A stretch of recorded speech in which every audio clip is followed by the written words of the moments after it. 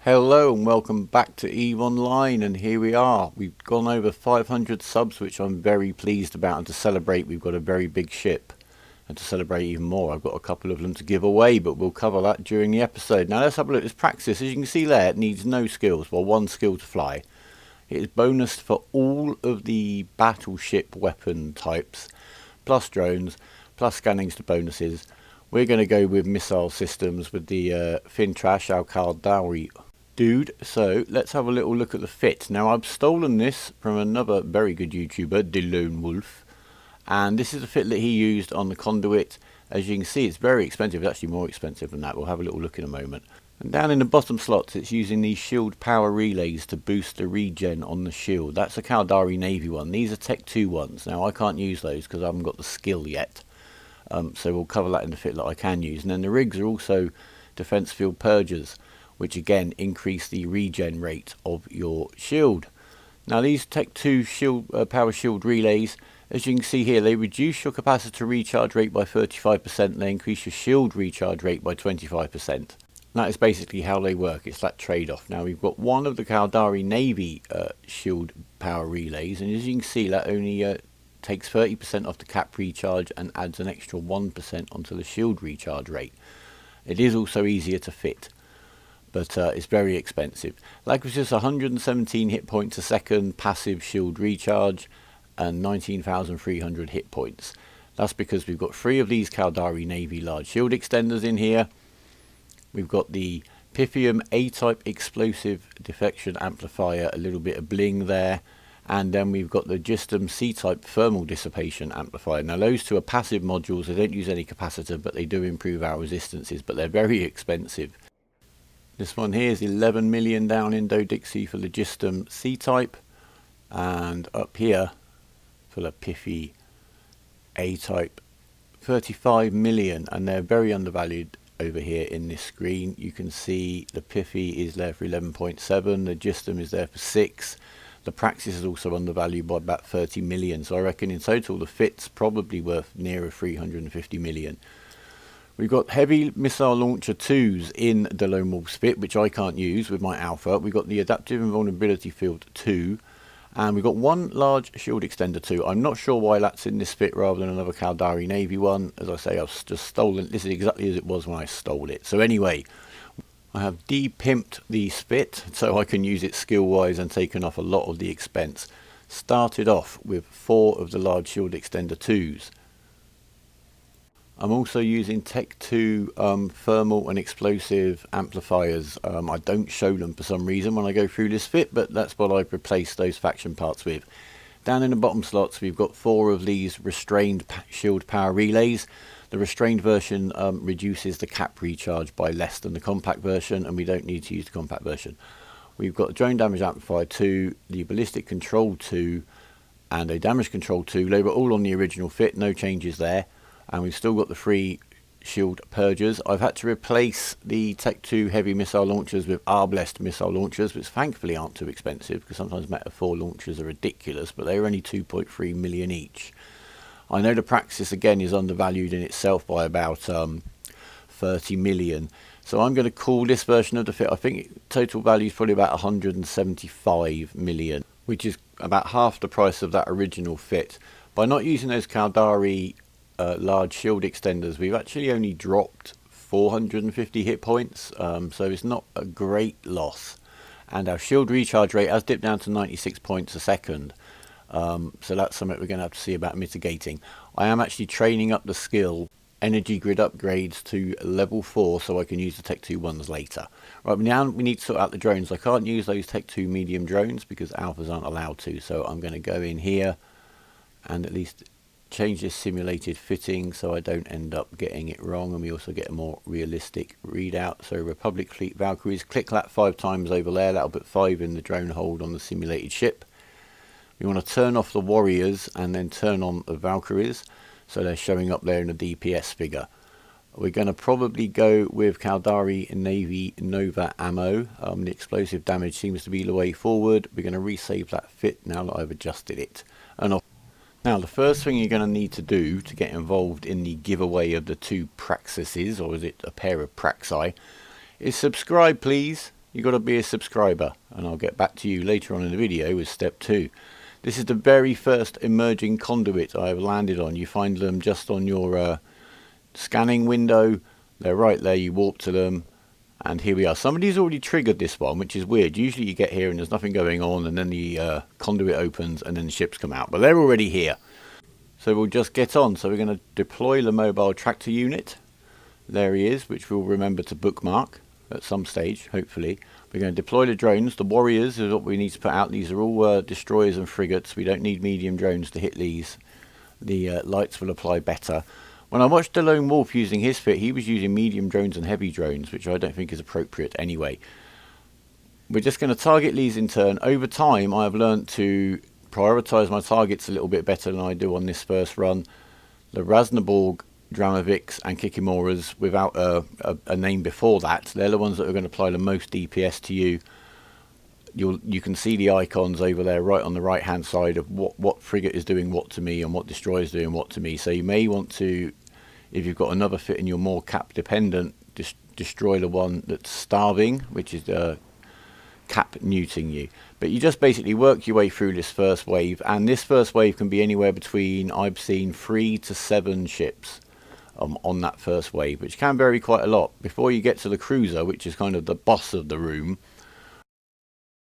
you can do but as few as 7 ships to clear the first 2 waves, as many as 12 or 14. So it can vary quite a bit, and I like that. It's not too passive a task, and I've sped everything up here. You can see me just munching my way through these.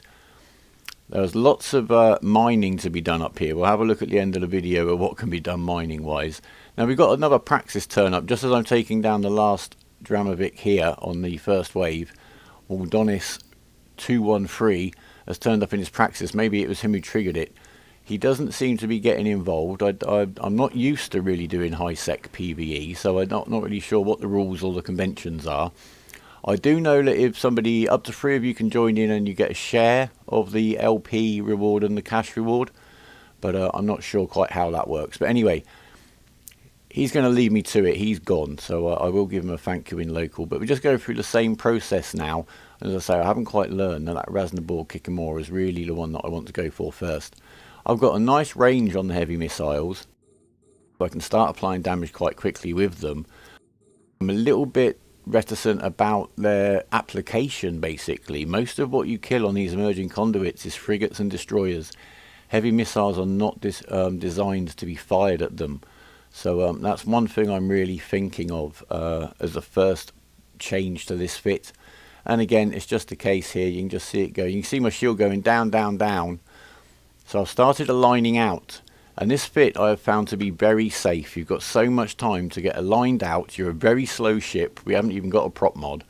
We don't need to get going. If we're getting webbed, that actually helps us get out even quicker if we need to, because we don't need to hit as high a speed.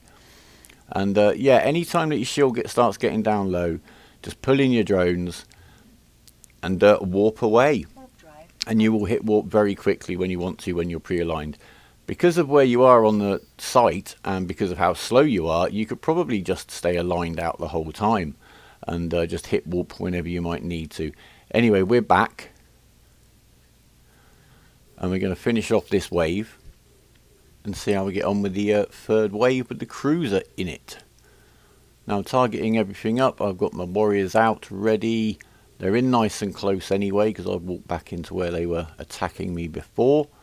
And I still haven't turned on the invulnerability field, so there you go. Do take that into account. I was actually cutting my shield resistances by about, 30%, which may have made that first redock for repair unnecessary. Again, I've sped up to 8 times speed. A little bit of chatter going on with the guy that came up in the Praxis. He's a nice guy. We've been chatting for a while. I've been up here for about a week at Metzerel hanging out. Longest I've spent in high sec for a long, long time. So I've finally turned on the invulnerability field, which is good because I've done that before the final spawn. We're taking down the last guy now. So let's see how we get on. And I found these quite nice to do. They're interactive enough to be interesting because they vary. These guys are really aggressive. They really come at you. Now here's the final spawn. So we've got Zora's Vedmak. And then we're just going to target up. I'm doing that pretty much at random again at this stage. Not really putting much thought into what I'm targeting. But the cruiser is the priority target. I pulled the warriors in because we're going to put the Vespers out to go after the cruiser. Valkyries, sorry, not Vespers. What am I talking about? So there she is. So we're going to get the missiles on her. I assume it's a her. And the drones on her. And we're just going to see how we get on. So I've switched everything on, which is good. We've got 6 different EWAR effects on us. So we're getting cap muted, we're getting webbed, we're getting sensor damped, which cuts our targeting range. We're getting a missile disruptor on us, which I think messes up our precision and maybe the range. Additionally, we've got a target painter, which makes us an easier target, but we're a battleship being hit by frigates, so that's not an issue. And we're being tracker disrupted, which again isn't an issue for us. But pretty much whatever ship you're up here, whatever missile or weapon system you're using, they're going to mess with you.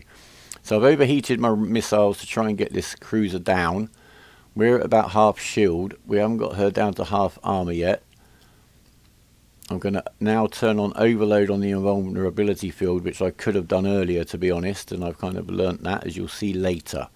Because we're going to do another run through with the fit as it's kind of evolved into over experience. I've done about a dozen sites and evolved the fit into one that can pretty much hack it. So keep the overheats going. We've got to keep an eye on this overheat damage. I do have one more level of thermodynamics I could learn, which is on the list, but I've hit the 5 million skill point cap. So I'm getting all the current skill points from the event that I can, because we've got all these free skill points being given out, and I might have to buy an injector or two, but that could actually sometimes be a better value than buying the modules to compensate for not having the skill. Anyway, we're getting very low on shield. I want to stay here. I want to get the cruiser down. I'm not going till the cruiser is dead.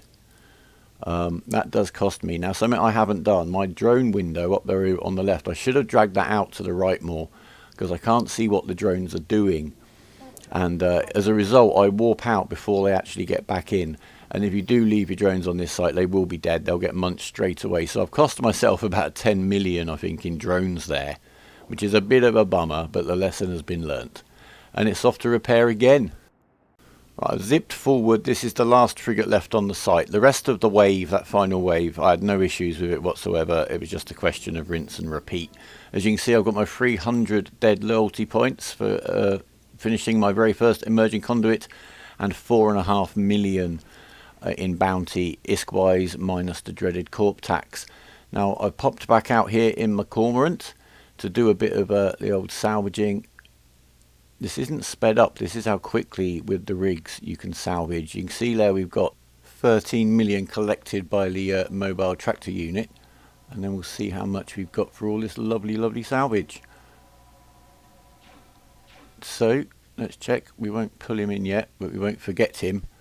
So, we're up to 17, so about 4 million in salvage, just under 4 million in salvage. 17.1 million total for the site, plus the 4 million in the bounty payment, and about another 4.5 million's worth of loyalty points. That comes to about 25 million in about 25 minutes, which is pretty good going. Here's the best loot drop I've had. The worst was about 1 mil, and the average is about 25 mil a site. So it's a question of getting down the time it takes to tool a site, and here we go in doing that. And the very first step of that, and I did it after about 2 sites, was switching the heavy missile launchers to rapid lights. Now, the hull isn't bonused for the light missiles, but the application is so much better. The range is shorter, but that doesn't matter. I'm using Caldari Navy ammo. It gives you the longest range. It's a little bit more expensive, but so what? And it makes it about 30% quicker to kill the stuff. Now, halfway through the video, step 2 into winning yourself one of the 2 Praxis that I have to give away is to leave a comment is saying what you would do if you were to get yourself a 250 million ISK Praxis, and also a little suggestion as to a future episodes. And here you can see I've got the loyalty points for 12.5 sites. I did pop up, that other guy, Waldonis, was on one. I popped a few rockets, missiles around. Got myself a few loyalty points. I hope he didn't lose out. And here is the loot haul so far, minus a 25 mil mutaplasmid that I got in that really good drop like I showed you earlier on. Also, some of the modules have been put in a different station. They do drop from some of the wrecks, and they can be quite handy too, but it's mostly just stuff. The Triglavian survey plates, which we all take to Assiette or a Concord station and get 100 grand each, so they're good value and very easy loot to get rid of. But this is what you want to see. This is the loot box for your loot. Well, I've got 2 of these Capsulier Day 16 Anniversary Praxis and Skin crates, which contain a Praxis and a lovely skin. They're worth about 128 million, I think I said there. Are very undervalued again for some reason in this window. We've also got thrown in a few of the Caldari Navy parts I'm not actually using in the fit that I've evolved this into, but I had them, so why not share them? They might be handy for you if you're a little bit low on some of the skills. And everything else there you should be able to fit. It's based on tier 2 missiles and tier 2 shield upgrades are the only skills that you will be dependent on. You may need to downgrade, but you could still complete the sites even if you did that. They will also come with 10 Tech 2 light drones and 10 of the Navy Valkyries in each Praxis. So they're about $250 million worth each. So there are the Tech 2 rapid light missile launchers with the Caldari Navy ammo. I have gone up here, little bit of bling, for the Pithum C-type thermal dissipation amplifier. Gives us a little bit more thermal resistance. It's not ridiculously expensive, and it does seem to make an actual practical difference to the fit. We've still got the Tech 2 adaptive invulnerability fields and the 4 large stilled extender 2s, giving us just over 22,000 hit points. Now, the one change I've made to the fit is rather than a passive explosion damage amplifier, I've gone for the active module. Here, the Pith A-type explosive deflection field. It gives us a huge 62% explosive damage resistance bonus. Again, it's not ridiculously expensive, and we have more than enough capacitor in this fit to keep that running. I did try with an active thermal field as well, and that was a little bit too much, especially when you've got the 2 frigates neuting you. But apart from that, we've got absolutely no problems. So we've got plenty of tank. Hopefully we've got plenty of resists. The one thing I've noticed is that some of the Damavics will whack in EM damage, and I've had trouble filling that hole. Let's just have a look at some of this for a moment. We've got the Caldari Large Shield Extender 2. If we look at his attributes, he's 2,750 hit points. The Tech 2 version is 2,600. They're 25 million. So if I replaced these, that would be 100 million, and I'd get an extra 600 hit points. But there's another way of achieving this for us at the moment, and that's our skills. So we've got about 22,350. We're going to look at our skill tree. As I said, I've cross-trained this character quite a lot, which isn't perfect, so I'm a little bit behind on some of my skills, and one of them is Shield Management level 4. So if I train it up to level 4, I'll get another 5% in my shield hit points, my base shield hit points, which is quite handy. And the event's been running with lots of free skill points flying about, so I've been using them to train up Shield Management 4. There you go, and you can see we've now got 23,300 hit points, an extra 1,000 hit points there. Using the free skill points. I've also trained up to use the Tech 2 shield power relays, which put our recharge time back up to 107 hit points. The damage control 2 is still there. I have considered dropping it, but I haven't. I put 2 drone damage amplifier 2s in because it's more important now to boost the drone damage, because the hull isn't bonus for light missile. You'll see there I put one of the shield extenders back in the rig slots and left 2 purgers. So I've rebalanced basically the base hit points and the recharge. Again, if you look at the shield power relays, I'm getting 25% recharge to the shield bonus and 35% knocked off of my capacitor recharge. If I was to go for the very expensive Caldari units, 26%, 1% more on the shield recharge, 5% less on the capacitor penalty, and they are as easy to fit as the Tech 1 compact ones. So they're probably going to be more of a value when you're squeezed on to actual fit limitation CPU wise than as a boost to your shield regen. But there you go. The restrained version up here, and this applies to a lot of modules. Restrained versions will reduce the negative impact. So there you're only getting a 20% capacitor recharge penalty, and then when you look at compact versions of most modules, they're going to be easier to fit, so that's only 15 TF of CPU to fit that one.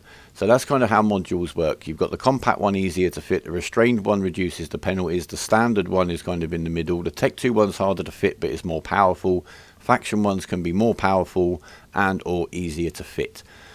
The total cost of this now, allowing for the misprices that we've discussed before, I think is about 240, 250 million, and this is the fit that I'm going to be giving away, plus the extra bits and bobs. And here we go, we're going to give it a quick test. We've come out, we're on the first wave. We've only got 4 ships spawn in the first wave. We now know to prioritise the Rasnaborg Damovic, and I've also found even if there's a Rasnaborg Kikimora, go for the Damovic first. It is so fast you can kill it before the Kikimora is really in effective range. So as you can see, I've remembered to turn everything on.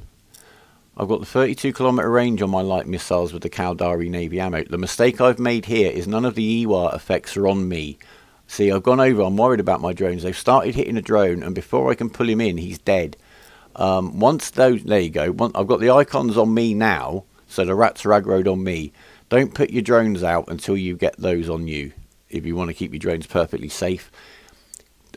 Kill wise, I've only lost drones, light drones like that, on one at a time, so I just carry some spares and everything's fine. But once they do aggro on your drones, you're probably going to lose one before you can react. That's just kind of the ammo aspect of your drones. And as you can see, we're eating through this. The shield is remaining quite nice and stable. Everything seems to be going to plan. We're absolutely munching our way through this second wave, and it's all looking good so far. I'm actually playing here. I'm switching off the missile launchers before a shot is potentially wasted.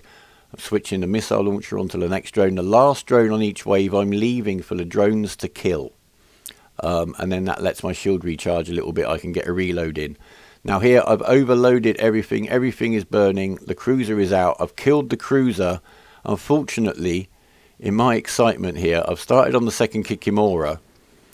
Everything is kind of looking really good at this stage. It's all going to plan. I've remembered to stop overheating my missile launcher before it burnt out, but while I'm doing that, I've actually burnt out the explosive dissipation field. So that's not very good. I have noticed that I've done that. I'm going to try and kill this Kikimora before I go. I've aligned out. Now, in a way, in the first one, I forgot to turn on my invulnerability field. Here, I'm burning out my tank, and now I burnt out one of the shield extenders as well. But I'm just letting this go. I know I'm getting out here, so there's no real stress. I just want to see how bad it'll get. But the ship is surviving, and that's quite reassuring. This ship will make you about 1.5 million ISK a minute. I've got the time down in clearing the sites from, I'm going to say about maybe 24, 25 minutes to begin with, down to about 16. And including the salvaging if you get the short spawns. If you get the longest spawn, obviously there's going to be 2 or 3 minutes more in that. Even we're going to repair. So here I am. I'm off to Dwarf Nation. The free repairs are to be used. They're there to be used. Remember, if you've actually burnt out modules, you need to manually switch them back on here while you're docked. You can turn modules on out in space, but if you've got 5 to do, it's going to take ages. Reload the missile launchers while we're here and head back out. But the cruiser is down, absolutely no troubles doing that, and the rest of the final wave just melts in front of us. It's just a matter of time. 21.5 million loot there. That's very nice, and that's those Triglavian survey plates. Very easy to sell for that price.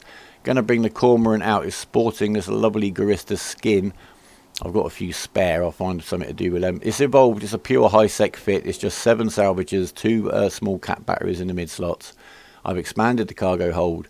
The salvage tackle rigs are essential. They really speed this up, as you can see.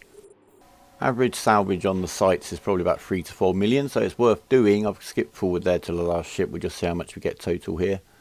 There you go, 3.5 million. That's lovely. And yeah, we're getting quite rich doing this.